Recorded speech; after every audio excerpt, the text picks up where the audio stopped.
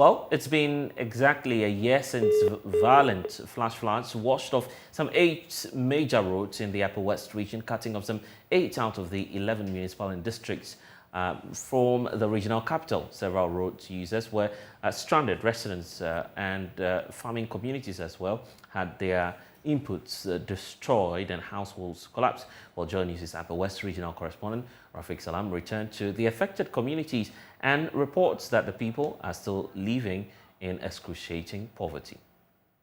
Octogenarian Yendauma has been living in this Vogoni community since the demise of her husband. She's been living in this mud brick roof leaking house for 13 years until the disaster struck last year.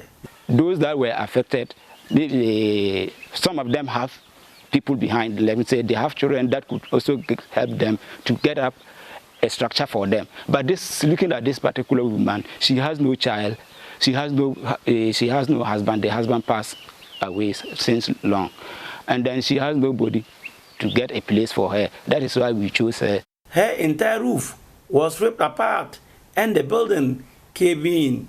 She recalled what happened. I was sleeping in the room when I heard loud noise from the fall of a tree on my roof. I know it was as a result of the windstorm. I was lucky because the roof collapsed at a site that I was not lying.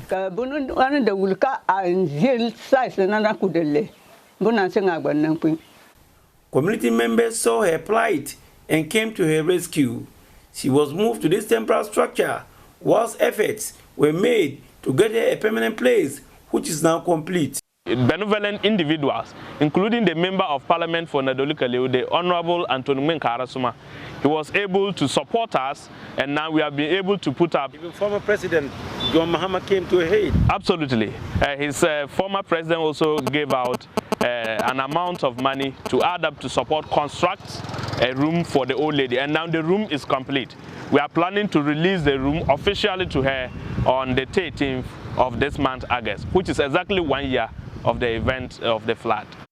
Though Yendauma is yet to step foot on her new house built for her, she's grateful to the people who came to her aid. I can now sleep without any fears or nightmares because I have a better house. I thank all those people who supported me to get the house. When disaster struck, the people who are hardest hit are the poorest. In this Nadolu-Kaleu district, many communities here are not well built and the people are not well off.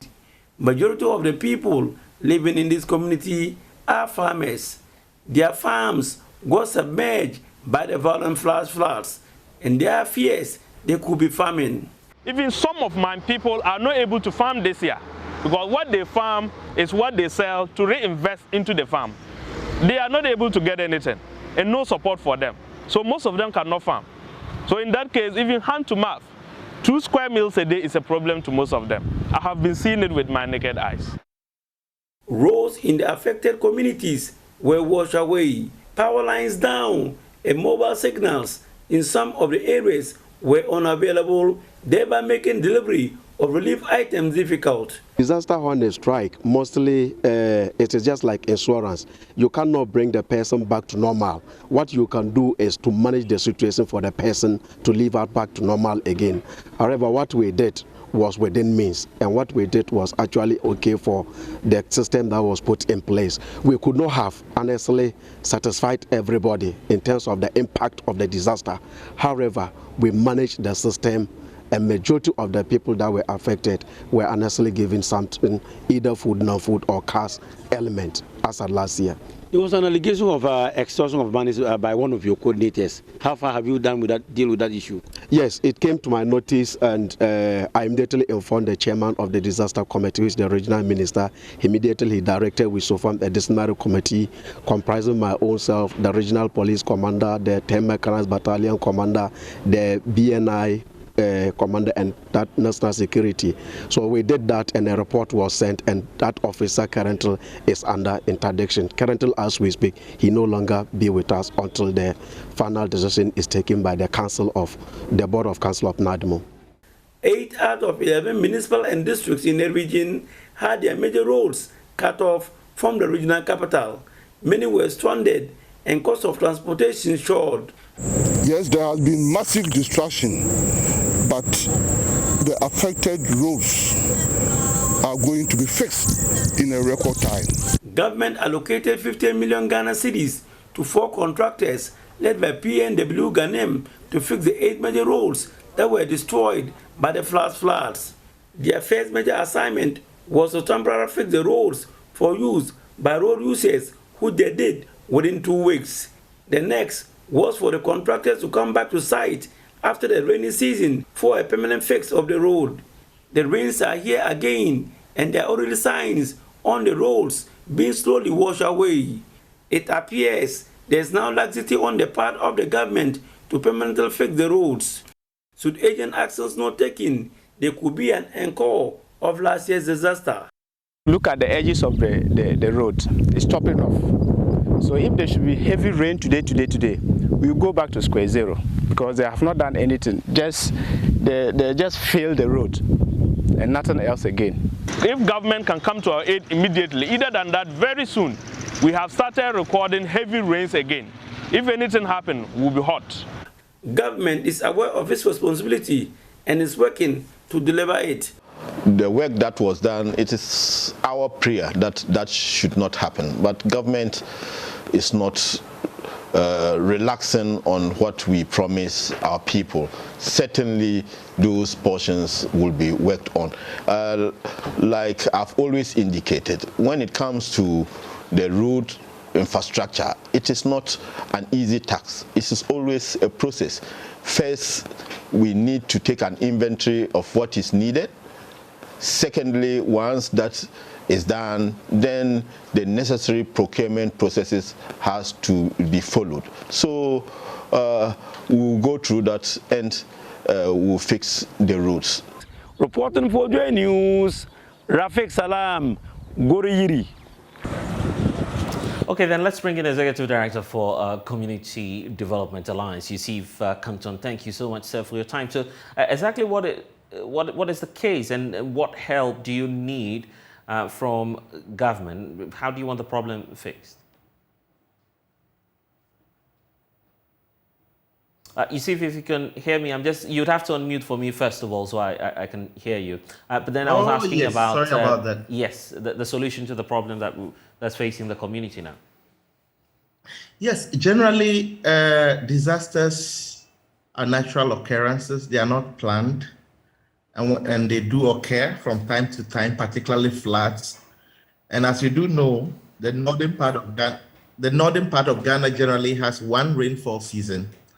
And often when it gets intense, the consequence is what we see in the form of floods. So last year's flood disaster was really quite severe and actually wreaked a lot of havoc on the already very bad road network situation in the region. But unfortunately, after the incident, there were significant commitments made by government. First, a 50 million cedi promise was made to immediately fix that current problem to allow for ease of transportation within the region. We've seen that immediate action, but the follow-up action to ensure that the roads that were washed away were properly fixed, that still remains to be done. But beyond that, the larger part of the region remains the least developed when it comes to roads network. A significant part of the region has very poor road network, and many of the people are reeling in difficulties trying to commute from one district to the other. So the people of the Upper West region, one of the key development concerns of the region is road infrastructure. And that is basically across everywhere. Apart from a few districts, the rest of the region are significantly really under very deplorable road conditions, which is impacting on health outcomes, impacting on access to education, and all the other development indices that our nation is concerned about. So the key concern right now is for government to make good its promises. One, how was the 50 million cedi used? Was all the money released to complete the road as we see today, it does appear that there is still much left to be done, which I think government, the regional minister and his team, and the minister for roads who was here in the region should take seriously. And I'm sure that you've been reaching out to government on that ever since the last engagement. Do you see any end in sight to this? Well, there has been several engagements with government actors which have been privy to be part of some of them, generally looking at the roads in the Upper West region. Unfortunately, commitments and agreements reached between government actors, in particular the Minister for Roads and the other sector ministers like Minister for Agri, in relation to roads in the Sala area, roads within Wa, and the roads that suffered the flood disaster. None of those commitments have seen fruition as at now.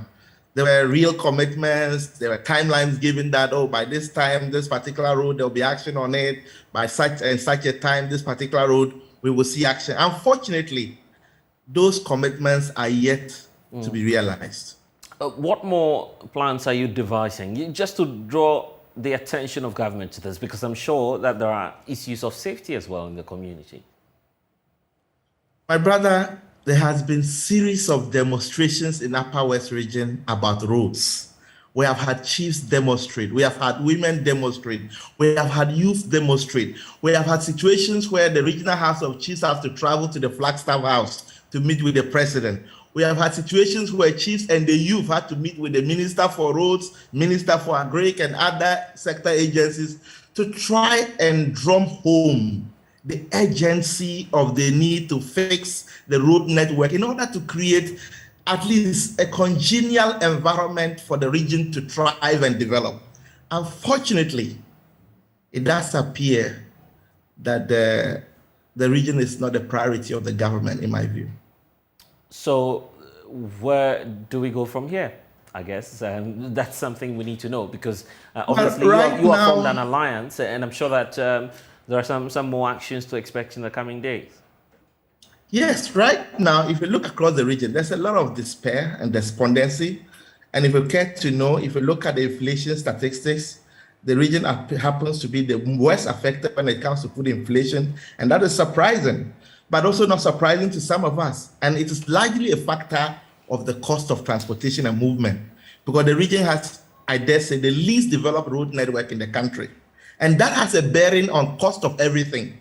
If people from shorter distances will have to spend much in order to move goods from one community to the other, that cost is factored into production. So it is not surprising that the last release of inflation data, the Upper West is one of the regions that is worst affected when it comes to food inflation. And that essentially exacerbates the already precarious situation that majority of the people are going through. So for me, roads are not just a question of improving access to transport. It is also a factor in actually ameliorating poverty. It is a factor in improving livelihoods of the people. It is a factor in improving health outcomes. And it's a significant factor in improving educational learning outcomes. So we shouldn't just see roads, oh, it's just about roads. No, it comes with other complementary services that basically makes life better for a group of people. Unfortunately, the Upper West region is yet to receive its fair share of government commitment to investing in the road sector. Anyway, we'll see what the authorities will have to do about this, but Yusuf would have to leave it here for now.